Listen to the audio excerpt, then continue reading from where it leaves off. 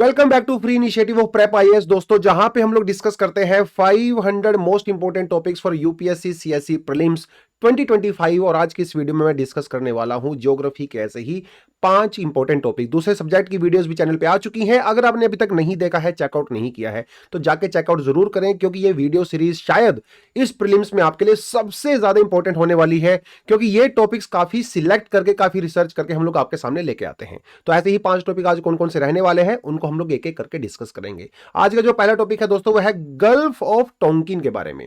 जैसे आपको बहुत अच्छे से पता है कि वियतनाम और चाइना के बीच में बहुत सारे इश्यूज चलते रहते हैं। साउथ चाइना सी में इधर उधर बहुत सारे आइलैंड्स को लेकर कंट्रोवर्सी चलती रहती है, और उसी कंट्रोवर्सी के रिगार्डिंग के टॉपिक है जिसमें हम लोग बात करेंगे गल्फ ऑफ टोंकिन के बारे में। क्योंकि ज्योग्राफी में जो प्लेसेस इन न्यूज होते हैं, जो या तो कंट्रोवर्शियल होते हैं, कुछ इवेंट वहां पे होता है, वो डेफिनेटली आपसे सवाल एग्जाम में यहां से पूछता है। तो Vietnam government publishes map of its gulf of Tonkin base line. तो ये जो चाइना के साथ उसका इशू चलता है ना, उसके कॉन्टेक्स्ट में यहाँ पे आर्टिकल दिया गया है। तो अब थोड़ा सा इसको मैं जूम करके आपको दिखाता हूं। पहले गल्फ ऑफ टोंकिन की थोड़ी सी ना ज्योग्राफिकल लोकेशन आप देखिए। तो ये जो रेड कलर का आपको जो नजर आ रहा है, बेसिकली ये गल्फ ऑफ टोंकिन है। आपने याद रखना है, गल्फ ऑफ टोंकिन है। यहां पे ये जो कंट्री है भाई, ये है आपकी वियतनाम। ठीक है, तो वियतनाम के साथ पड़ती है गल्फ ऑफ टोंकिन। छोटी छोटी लोकेशन है, यहां पे आपको नजर आ रही होगी रेड सी। तो red sea gulf of Tonkin के अंदर जाके ड्रेन करती है, ये भी आपको याद रखना है। उसके अलावा यहां पे ये जो है एक आइलैंड आपको नजर आ रहा होगा, इस आइलैंड का नाम है हेनान आइलैंड। हेनान आइलैंड से ऊपर थोड़ा जाओगे, यहां पे भी पीस ऑफ लैंड आपको देखने को मिलेगा, ये वाला हिस्सा जिसको कहते हैं लीजू पेनिनसुला।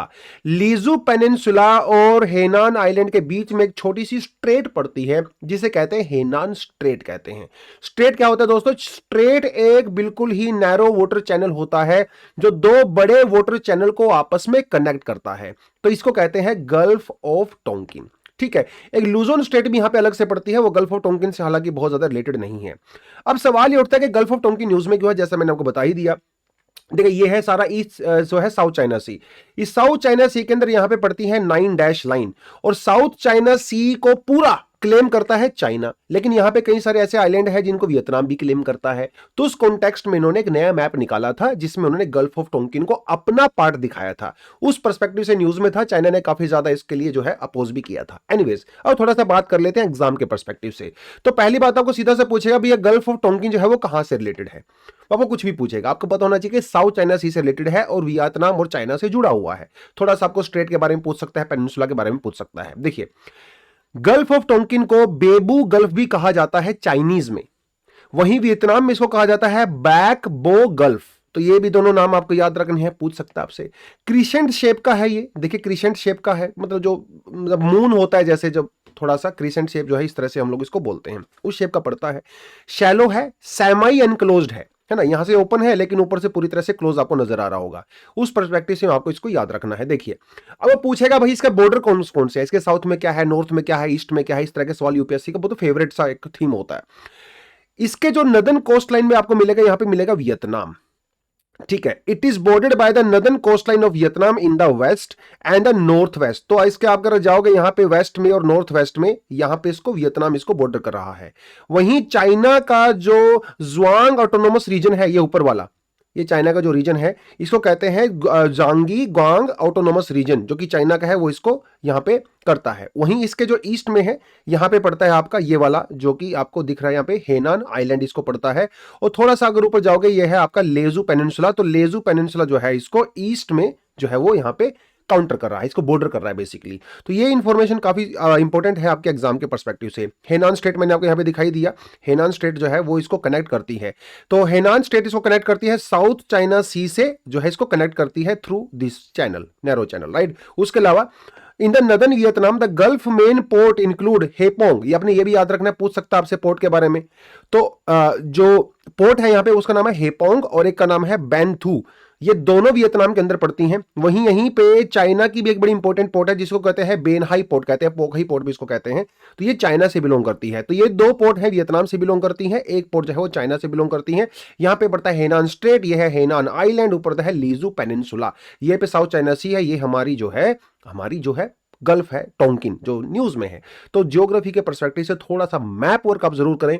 साउथ चाइना सी ओवरऑल बहुत इंपॉर्टेंट टॉपिक है, एग्जाम में भर भर के यहां से सवाल आते हैं। तो प्लीज अपना मैप निकालिए, इस पूरी लोकेशन को यहाँ पे चेकआउट करिए।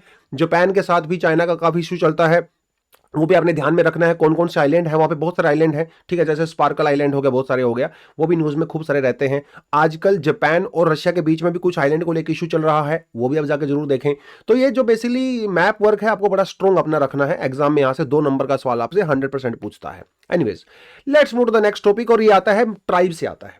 मिसिंग ट्राइब, मिसिंग नहीं, मिसिंग ट्राइब। तो नॉर्थ ईस्ट से बिलोंग करती है यह ट्राइब, और इस ट्राइब ने जो है अली आए लाओंग जो है अपना फेस्टिवल जो है जोरहाट के अंदर इन्होंने सेलिब्रेट किया था, इस वजह से ये न्यूज में रहा। तो ये 19 फरवरी 2025 का टॉपिक है, तो इसलिए हमारे लिए जो है पर्सपेक्टिव से न्यूज में हो जाता है। अब देखिए थोड़ा सा इस ट्राइब के बारे में जान लेते हैं। तो ये ट्राइब नॉर्थ ईस्ट से बिलोंग करती है, और नॉर्थ ईस्ट इंडिया के इंडिजेनस ट्राइब ये होती है।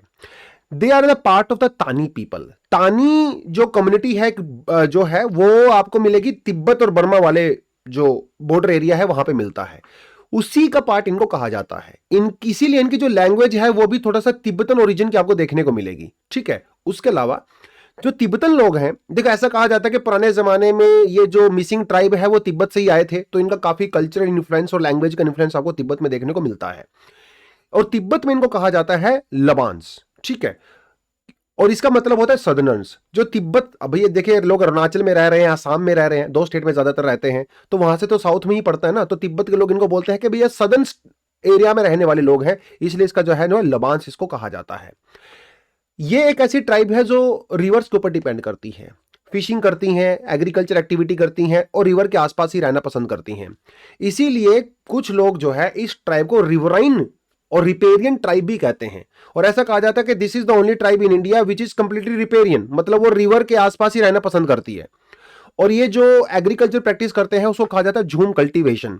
वैसे तो नॉर्थ ईस्ट के अंदर जो काफी सारी ट्राइब्स हैं जो झूम कल्टीवेशन करती हैं, लेकिन ये ट्राइब ज्यादातर झूम कल्टीवेशन के ऊपर डिपेंड करती है और थोड़ा बहुत फिशिंग भी करती है। उस पर्सपेक्टिव से हमने इसको याद रखना है।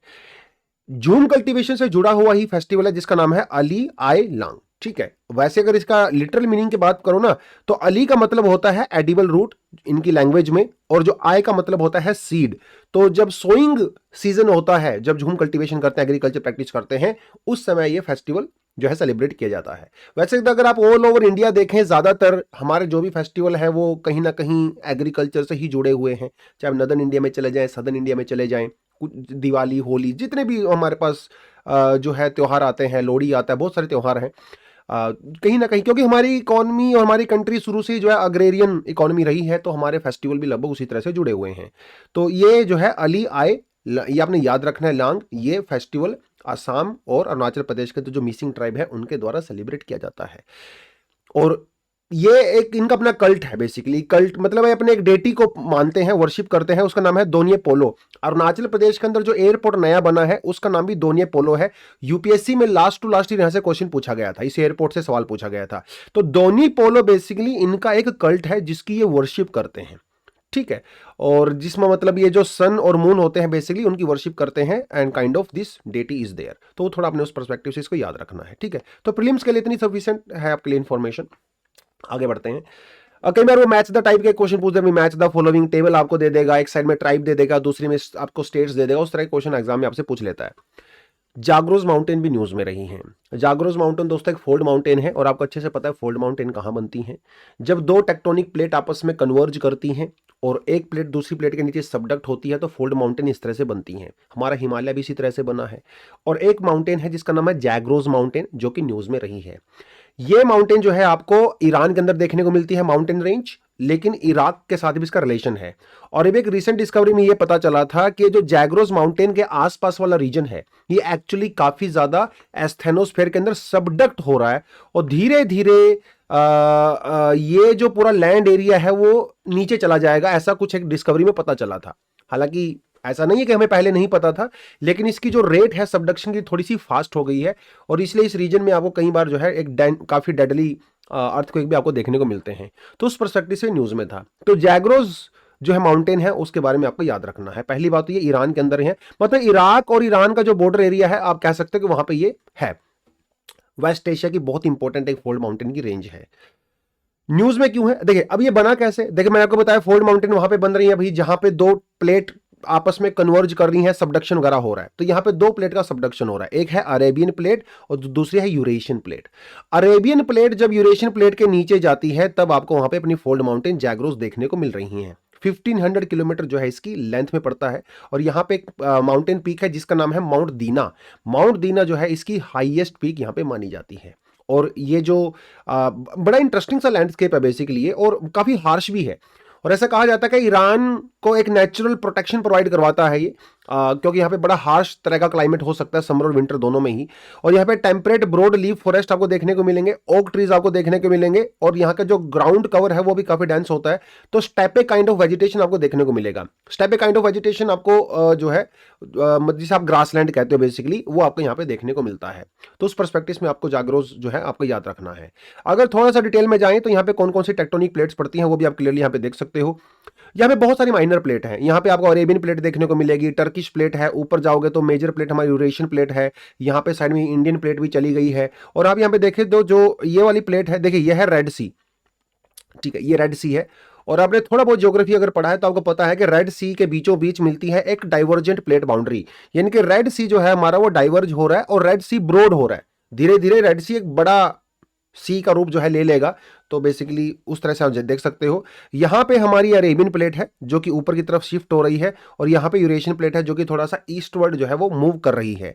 और यहां पे अगर आप देखेंगे तो इनके बीच में जो इंटरेक्शन होता है, यूरेशियन प्लेट यहां पे है और ये जो अरेबियन प्लेट यहां पे है, इनके बीच में यहां पे इंटरेक्शन होता है, ठीक है। ये इसके नीचे सबडक्ट हो रही है, और यहाँ पे आपको जो है जैग्रोस जो है माउंटेन आपको देखने को मिलेंगी। तो उस पर्सपेक्टिव से इसको याद रख सकते हो। इसके साइड में जो है टर्किश प्लेट आपको पड़ती है जो कि यहाँ से थोड़ा सा दूर जा रही है, राइट। तो ये थोड़ा थोड़ा सा आइडिया वो रखना चाहिए। और टर्की के अंदर अभी 2 साल पहले एक भयंकर अर्थक्वेक भी आया था जहाँ पे 5,000 से ज़्यादा लोगों की डेथ हो गई थी। तो टेक्टोनिकली काफ़ी एक्टिव है। और अगर आप यहाँ पे भी देखें इंडिया में, तो ये यहाँ पे इंडियन प्लेट आती है। और भुज में के अंदर भी कुछ साल पहले एक बड़ा ही डेडली जो है 26 जनवरी को जब हम रिपब्लिक डे सेलिब्रेट करते हैं उस दिन वहाँ पे अर्थक्वेक आया था। क्योंकि इंडियन प्लेट भी यहाँ पे आप देखेंगे तो इंडियन प्लेट एक तरफ है, अरेबियन प्लेट एक तरफ है, और ऊपर से है यूरेशियन प्लेट। ये तीनों का कॉम्बिनेशन है भैया भुज में, तो इसलिए ये भी काफी अर्थक्वेक प्रोन एरिया है। तो उस पर्सपेक्टिव से थोड़ा सा इसको याद रखेंगे। चलिए ठीक है, okay, let's move to the next topic, and the next topic is about the Suparnika river. देखिए मेजर रिवर तो हम लोग एग्जाम में पढ़ते ही हैं, है ना। जो कि इंडिया में मेजर रिवर है, उनके ट्रिब्यूटरीज वगैरह है, उन पे डैम कौन कौन से हैं वो तो सब हम पढ़ते ही हैं। लेकिन कई बार माइनर रिवर्स के बारे में सवाल पूछ लेता है आपसे, और स्टूडेंट को लगता है यार माइनर रिवर तो एग्जामिनर ने वैसे ही पूछ ली होगी तो बहुत टफ क्वेश्चन हो गया, बट ऐसा नहीं होता है। करंट अफेयर में वो टॉपिक न्यूज में रहता है, इसीलिए आपसे पूछा जाता है। उसके पीछे कुछ ना कुछ इंस्पिरेशन होता है बेसिकली। और ये जो सुपर्निका रिवर है ये पड़ती है कर्नाटका के अंदर। और रिसेंटली एक बेसिकली सर्वे हुआ था, काइंड ऑफ रिसर्च हुआ था, जिसके अंदर ये पाया गया था कि जो सुपर्निका रिवर है ये बहुत ज्यादा पोल्यूटेड हो चुकी है, ठीक है। और ये जो रिवर है बेसिकली, इस रिवर के साथ में एक टेंपल पड़ता है जिसे कहता है मुकम्बिका टेंपल, कोलूर में पड़ता है। और ये टेंपल पिछले पिछले 1-2 सालों में यहाँ पे टूरिस्ट एक्टिविटी बहुत बढ़ गई है। मतलब आप पिलग्रिमेज भी कह सकते हो, लोग वर्शिप करने आते हैं। और भाई देखिए सोशल मीडिया के जमाने में क्या ना, लोग एज अ टूरिस्ट भी आते हैं, क्योंकि जब कोई चीज फेमस हो जाती है तो लोग वहां पे एज अ टूरिस्ट भी जाना पसंद कर देते हैं, जाते हैं बेसिकली लोग। भीड़ इतनी बढ़ गई है कि इस रिवर के दोनों तरफ आपको बहुत सारे लॉज, बहुत सारे होटल्स देखने को मिलेंगे, जो कि बिल्कुल भी अलाउड नहीं है। लेकिन वहां पे गवर्नमेंट रूल्स की धज्जियां उड़ा के होटल्स बनाए गए हैं, जिसकी वजह से बहुत सारा कचरा, सीवेज, लिटर इस रिवर के अंदर आता है। और देखते ही देखते पिछले कुछ सालों में it has become one of the most polluted river in India. उस वजह से न्यूज में था, ठीक है। तो इसके बारे में थोड़ा अपने याद रखना है। तो ये वेस्ट फ्लोइंग रिवर है, ठीक है। कर्नाटका में ये एक वेस्ट फ्लोइंग रिवर है, मतलब ये अरेबियन सी के अंदर जाके ड्रेन होती है, याद रखना आपने। माइनर रिवर है, बड़ी रिवर तो नहीं है। कहां से निकलती है? कोदा चदरी हिल्स जो है वेस्टर्न घाट के अंदर पड़ती है, वहां से होने के बाद ये फिर सीधा जाती है कहां पे, वेस्टर्न जो है साइड में जाके अरेबियन सी के अंदर। चलिए ये टेंपल आपने याद रखना, ये से जुड़ा हुआ है। और इस टेंपल के साथ भी बहुत सारी जो है कहानियां और बहुत सारी चीजें जुड़ी हुई हैं। तो ऐसा कहा जाता है कि जब प्रभु श्री राम जी सीता जी को ढूंढ रहे थे तो उस समय जो गरुड़ था, तो वो गरुड़ ने उनको इन्फॉर्मेशन दिया था, और उस गरुड़ से जो है इनका नाम जुड़ा हुआ है। कोई गरुड़ को कन्नड़ा भाषा में बोलते हैं सुपर्ण, ठीक है। तो उस वजह से नाम जो है ये दिया गया था। खैर एनीवेज वो तो एक स्टोरीज के साथ जुड़ी हुई है, बट आपको थोड़ा सा याद रखना है कि इसका ये करेक्टर है। और ये जब रिवर अरेबियन सी के अंदर जाके ड्रेन कर रही होती है, मतलब एक जब रिवर ड्रेन करती है तो बड़ी इंटरेस्टिंग यहाँ पे फीचर देखने को मिलता है कि कुछ समय के लिए ये जो रिवर है अरेबियन सी के पैरेलल चलती है और उसके बाद जाके ड्रेन करती है। ठीक है, और यहाँ पे एक बीच बनता है, बड़ा ही खूबसूरत बीच है, इसका बोला जाता है मरामंथे बीच। ठीक है, और ये भी बहुत टूरिस्ट अट्रैक्शन का एक जो है जगह है जहां पे लोग आते हैं इसको देखने के लिए। तो ये बीच का नाम आप याद रखोगे, टेंपल का नाम आप याद रखोगे, वेस्ट फ्लोइंग रिवर है, कर्नाटका का नाम याद रखोगे। 3-4 इंफॉर्मेशन आपके लिए प्रीलिम्स के लिए सफिशिएंट है। चलिए let's move to the next topic. Next topic is about Fulani community. ठीक है, अफ्रीका से बिलोंग करती है और अभी जो है कुछ इंफॉर्मेशन यहां से आई है, देखिए डाउन टू अर्थ से आर्टिकल ये आया था। कहता है कि 40 million strong Fulani found from Atlantic Africa to the lake Chad have roots in the green Sahara period. मतलब ये जो ट्राइब है ना बहुत पुरानी है। इस ट्राइब का जो इतिहास है वो 12,000 ईयर से भी ज्यादा पुराना है। अभी रिसेंटली कुछ जेनेटिक कुछ वहां पे आर्कियोलॉजिकल वगैरह कुछ हुआ था, उससे पता चला है। मतलब जो लास्ट आइस एज था उससे जो है इनका इतिहास जो है आप वो कर सकते हो। तो बड़ी इंपॉर्टेंट ट्राइब है ये एक ट्राइब। तो आपने ये नाइजीरिया में, माली, गिनी, सेनेगल और नाइजर में आपको देखने को मिलेगा। ये कंट्री भी आपसे प्रीलिम्स से पूछ सकता है। और इस ट्राइब की कुछ कुछ खास बातें जो आपको याद रखनी है एग्जाम के लिए।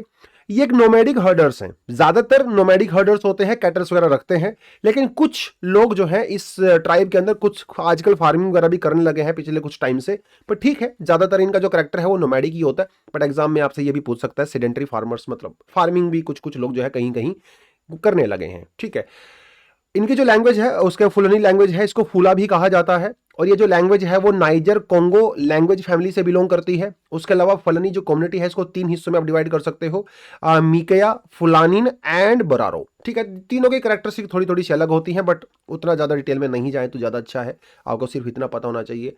और ये कोई बहुत ही ज्यादा ऑर्गेनाइज्ड रिलीजन में बिलीव नहीं करते हैं। ज्यादातर जो नेचुरल सिस्टम्स होते हैं जैसे रिवर्स हैं, प्लांट्स हैं, उनकी ही वर्शिप करते हैं, वैसे ही रिचुअल इनका होता है। और हायरार्कल सोसाइटी इनकी नहीं होती है। ठीक है, इगैलिटेरियन सोसाइटी होती है। यहाँ पे पर्सनल ओनरशिप ऑफ लैंड वाला ऐसा कोई कॉन्सेप्ट होता नहीं है। तो सबके बीच में ही चीजें जो है आराम से वो कम्युनिटी जो है शेयर करती हैं। पोलिगमी जो है ये लोग प्रैक्टिस करते हैं। और यहाँ के जो वीमेन है उनका हेयर स्टाइल जो है दुनिया भर में फेमस है, बड़ा यूनिक हेयर स्टाइल बनाती हैं। इनका जो हैंडीक्राफ्ट है वो वर्ल्ड फेमस है। तो इस तरह से कुछ कुछ चीजें आपको जो है इसके बारे में याद रखनी है। तो ये थे आज के दोस्तों 5 टॉपिक। मैंने ज्यादा लंबा समय नहीं लिया है क्योंकि प्रीलिम्स में आपको इन डेप्थ एनालिसिस की रिक्वायरमेंट नहीं होती है। सरफेस लेवल इंफॉर्मेशन जो फैक्ट बेस्ड होती है उतना आपके लिए सफिशिएंट होता है। आई होप इस वीडियो से कुछ आपको सीखा होगा, जो नया सीखा होगा, जो पहले शायद आपको नहीं पता होगा। अगर कुछ नया सीखा है तो वीडियो को लाइक जरूर करें, शेयर करें। पिछली जो वीडियोस है पूरी सीरीज की वीडियो आप देखें। देखिए ऐसा कोई मजा नहीं आएगा आपने 2 वीडियो सीरीज का देख लिया उसके बाद आप गायब हो गए, उससे कोई फायदा नहीं है, आपका टाइम वेस्ट ही ज्यादा होगा। तो इस वीडियो सीरीज को पूरा देखें। ठीक है, तभी जाके इसका मजा भी आएगा, बेनिफिट भी मिलेगा। और 500 टॉपिक्स में से I can guarantee you personally कि कम से कम 8 से 10 नंबर के क्वेश्चन तो इन 500 टॉपिक से आने वाले हैं। छोटे छोटे टॉपिक हैं, 15 to 20 मार्क्स का डिफरेंस क्रिएट कर सकते हैं, और जो कि बहुत बड़ा एक हिस्सा होता है। अगर इन 500 टॉपिक्स को अच्छे से करके जाओगे ना तो आप बहुत मतलब सेफली आप कट ऑफ को क्रॉस कर सकते हो, तो टेंशन नहीं रहती है उसके बाद ना। चलिए तो मिलते हैं अगली वीडियो में। आज के लिए इतना ही है। Thank you very much, all the best, जय हिंद।